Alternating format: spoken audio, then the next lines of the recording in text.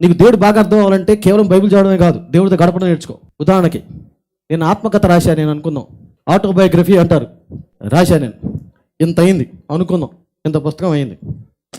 ఇప్పుడు నువ్వో నేను రాసిన పుస్తకం నా గురించి చదివేశావు, చదివేస్తే నీకు బాగా అర్థమైపోయానా నేను అన్ని విషయాల్లో? నేను నా ఆత్మకథ గాథ మొత్తం ఇంత పెద్ద బుక్లు రాసి మీ అందరికి పనిచేశా, నా గురించి మొత్తం చదివేశారు. ఇక ఈ పాస్టర్ గారి గురించి మీకు అంత అర్థమైపోయిందా?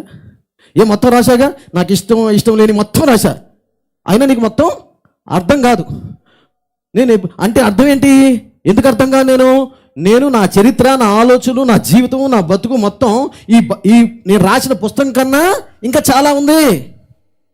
హలో, నేను ఒకవేళ పుస్తకం రాస్తే అంతా ఉండదు దీంట్లో, అది 300 పేజీల పుస్తకం అయినా సరే, అంటే ఇంకా ఉంది నా చరిత్ర, కావాల్సింది నాకు తెలిసింది కొంచెం గుర్తున్నది రాశా అంతే. అంటే ఆ పుస్తకానికన్నా నేను పెద్దోన్నా కాదా, గొప్ప కాదా, ఆ పుస్తకానికన్నా చాలా ఉన్నట్ట కాదా నా మనసులో ఉంది. అయితే నేనేమంటానంటే, ఒక మనిషి తన బ్రతుకుని, తన జీవితాన్ని 500 పేజీల పుస్తకంలో పట్టలించినప్పుడు ఆ దేవాది దేవుడు తన జీవితం అంతా, తన మొత్తం అంతా కూడా బైబిల్లో సరిపోద్దా? హల్లెలూయా, సరిపోద్దా? చాలా సరిపోయిందా మొత్తం అంతా? ఇంతనే దేవుడు. మేము ప్రార్థనా గదిలో ఉన్నప్పుడు అప్పుడు బయలుపరిచిన మాట దేవుడు నాకు కొన్నిసార్లు అర్థం కాక ప్రార్థన చేస్తూ ఉన్నప్పుడు దేవుడు అన్నాడు, కిరణ్ గుర్తుంచుకో, బైబిల్ మాత్రం నేను బైబిల్ ఎలా చదివేసేవాడంటే మొత్తం ఔపోసన పట్టియాలా, ఈ గ్రీక్ భాషలో ఏముంది, తన హీబ్రూ భాషలో ఏముంది, ఇంగ్లీష్లో ఏముంది, తెలుగులో ఏముంది, దాంట్లో ఏముంది, చదివేసేవాడిని. అంటే అర్థం ఏంటంటే ఈ బైబిల్ చూస్తున్నానే కానీ ఈ బైబిల్ వెనకాల లేకపోతే ఈ బైబిల్లో ఉన్న దేవుడు చూడట్లే నేను. అప్పుడు దేవుడు చెప్పిన మాట, నేను బైబిల్ కన్నా గొప్పవాడిని, పెద్దవాడిని అన్నాడు.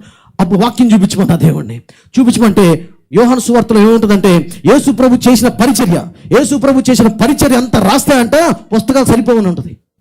ఏది యేసు ప్రభు ఎన్ని సంవత్సరాలు పరిచర్య చేశాడు ఆయన? 3.5 సంవత్సరాలు మహా అయితే. ఆ 3.5 దానికే సరిపోవంట. మరి దేవుడికి ఎంత వయసు ఉంది? నేను చెప్పక్కలే ఎంత వయసు ఉందో, మరి అంత పుస్తకాలు వచ్చేస్తా బైబిల్లో. అయితే ఇప్పుడు ఈ పుస్తకాలు మీకు ఇచ్చిన ఆటోబయోగ్రఫీ నా గురించి రాసిన మీ అందరికీ కొంత అర్థం అవుతుంది నా గురించి. మీకన్నా ఎక్కువ నా గురించి ఎవరికి అర్థమవుద్ది? నా భార్యకి అర్థమవుతుంది నా గురించి, నా మంచి చెడు మంచి మొత్తం అని. ఎందుకు? ఆమె పుస్తకం మాత్రమే చదవట్లా, పుస్తకం వెనకాలం నేను కూడా నన్ను చదువుతుంది, నా పక్కనే ఉంది. పొద్దున ఏం చేస్తాను, రాత్రి ఎలా కోపపడతాను, ఎలా స్పందిస్తాను, ఇవన్నీ ఈజీగా తెలుసుకుంటుంది. అర్థమైన తేడా? పుస్తకం చదవడం తప్పు కాదు, బైబిల్ చదవండి, కానీ బైబిల్ కన్నా గొప్ప ఆ బైబిల్లో ఉన్న దేవుడితో సహవాసం చేయండి. ఆమేన్. నా భార్యకి తెలుస్తుంది నా గురించి ఇంకా ఎక్కువ. ఇంకా 2-3 పుస్తకాలు రాసిన జనాలకు కొంతవరకు తెలుస్తుంది నా గురించి. కిరణ్ పాస్టర్ గారు ఇట్లా అనమాట, ఆయన ఈ తప్పులు చేశాడు, ఈ మంచి చేశాడు, ఈ సువార్త ఆయన మనసు ఇట్లాంటిది అని కొంతవరకు తెలిసిందంటే.